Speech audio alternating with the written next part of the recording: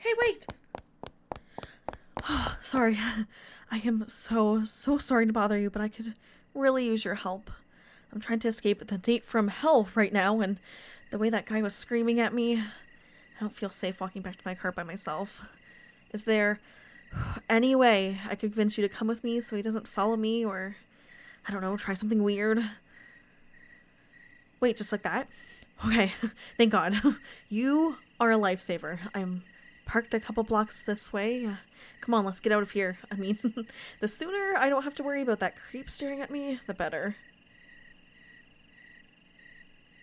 Again, I'm so incredibly sorry for dragging you into this. I thought I was handling that garbage pile of a date night, well enough, but then he just snapped. Complete 180 from the way he was acting before. I felt like a deer in headlights or some kind of nature documentary has spotted a tiger stalking them. I know I had to get the hell out of there. I just didn't know how to do it. Without making the situation worse. Then you and I locked eyes, and I just... Oh, thank you. Thank you so much. Why'd he explode? I mean, I told him I didn't want to move the date anywhere else.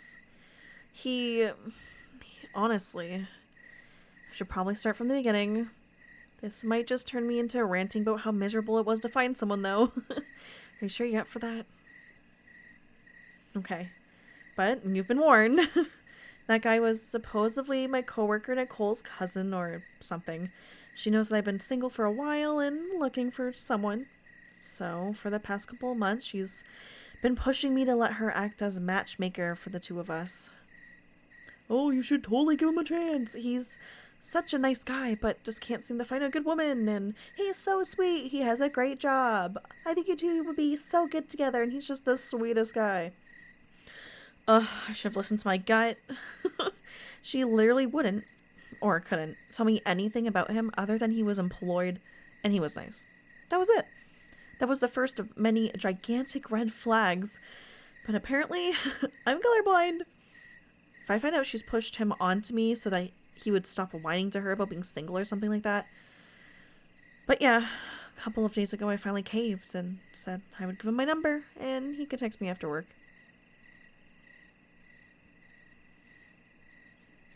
Well, right away I get a text from him. It's not even 2 in the afternoon yet and he's already starting to hit me up. Which is annoying, but I figured maybe Nicole just forgot to tell him to wait until after work. I let him know politely that I was still at work and that I wouldn't be able to respond until, around or after 5. It looked like he was fine with that, but then he just kept on texting. A dozen texts over the course of 3 hours, all filled with stuff with I can't wait to start establishing a deeper connection with someone as lovely as you are. And, the stuff like looking forward to laying the foundation for the mansion that will be our relationship, platonic or otherwise, with winky faces after that. He was being coy about wanting to get some ass. We all know what he was after. Oh, I absolutely thought about stopping this right away. But then I mentioned how pushy he was coming off and it immediately turned into a guilt trip.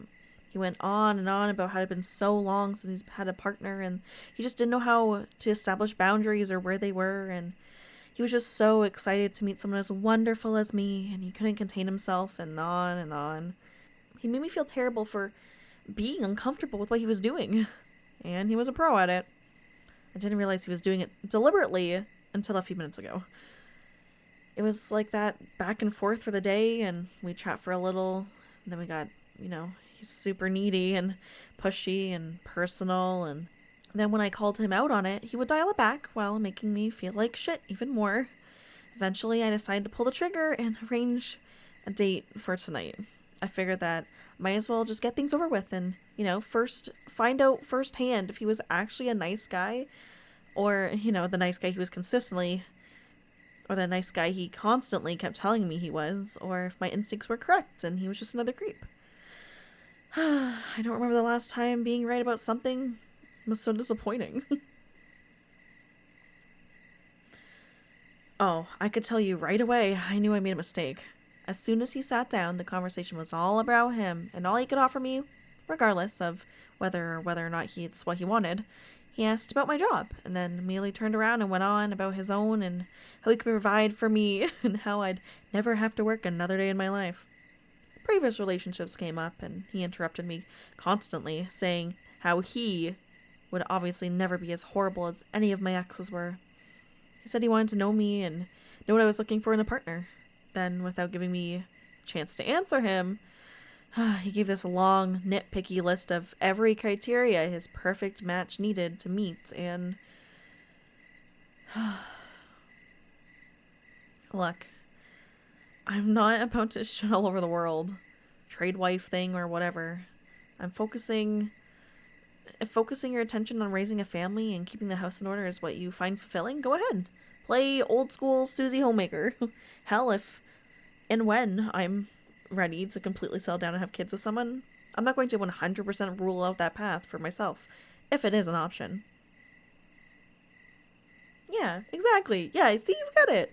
It's not the default role for a woman anymore. It's a choice, but that asshole back there was acting like he knew what I really wanted deep down because, in his mind, every woman is the same and is going after the same thing. So it was all about making sure, he knew what was expected of me, and should he consider to design me worthy of his interest, which was basically to look good at all times, be utterly financially dependent on him, defer to his decision making on every important issue, and otherwise be totally and completely submissive to him. And not in the fun way either. Yes, I am flirting with you. Why shouldn't I? You're kind enough to jump into the role of knight in shining armor when a damsel is in distress, and you're a good listener too. You also just, made sure that I was actually hitting on you instead of assuming one way or another. That's refreshing, if I'm being totally honest. So, you've already ticked 3 of those boxes in the past few minutes, which is way more than he did over the past few days. Okay, good question. What do I want in a partner? Honestly, I just want safe. Safe is underrated. I want to be able to come home and, the end of whatever bullshit I've had to deal with in the world, and that is getting crazier by the day, and know that the person waiting there for me will make the place more of, a refuge than it would be if I were alone. And safe doesn't mean boring either. Safe can still be good, and funny, and sexy, and adventurous, and romantic, and everything else you can ask for. Oh, now you're just fishing for compliments. Come on. I was being shrieked at by someone over twice my size, demanding that I take him back to my place since he paid for dinner. It was very much a no second locations kind of situation. I wouldn't have picked you out over everyone else on the street if I didn't think you were both strong enough to protect me from him, and a good enough person to do so without, asking anything in return. I'm just glad you were up for the task. Oh my god, you would not believe how many men think like him. Guys like that just put on a show by pretending they're all generous at first. They buy you gifts without asking, refuse to let you pay for dinner, that sort of stuff. But it's purely transactional. The expectation is that they're going to put something in return, or, pretty much every time they're going to ask for a you-know-what. Then when they don't get what they want, they throw a tantrum. He even had the balls to say that I was leading him on when I asked for precisely 0 of the things he offered me. Not that any of what he was saying was making any sense. He managed to call me a frigid bitch and a gold-digging whore in the same breath. As if, those were somehow compatible. A pathetic, last-ditch attempt to either scare or slam me into sleeping with him. I don't know how that would get him to sleep, Anyway. I appreciate it. I'm not sure which I'm more grateful for at this point. You keeping me safe or letting me talk your ear off? You have single-handedly prevented this absolute disaster of an evening from turning into a full-blown strategy. Well, here we are. And not a scratch on me, you, Sir Knight, have performed your duties admirable this evening. For your efforts, I think you have earned a token of your lady's favor. May I have the name and number of my strong, handsome, virtuous rescuer? Now you have my number and my name. Still, I don't think that's near enough compensation for your services this evening. Why don't you come just a little closer? Just kidding. Jokes aside, up until a few minutes ago, I wanted nothing more than just get out of here as quickly as I could and call it a night. Now, though, I don't think I'm ready for the evening to end just yet. Plus, it would be a shame for me to have spent so much time as I did looking this good, only for it to be wasted. Do you have any plans for the rest of the evening? Well then, how about this? Why don't we have a little movie date at my place? I'm definitely ready to be somewhere quiet and comfy, and I think I'd feel even better having you there tonight. How does that sound? Great! Here. Now you have my address. I still need to get back there, take my heels off, and probably panic clean because I left the laundry laying out or something. But I could see you there in maybe 30 minutes. Okay then. I am going to get out of here then, and I will see you in a little bit. And how about a few more kisses to tide us over until then?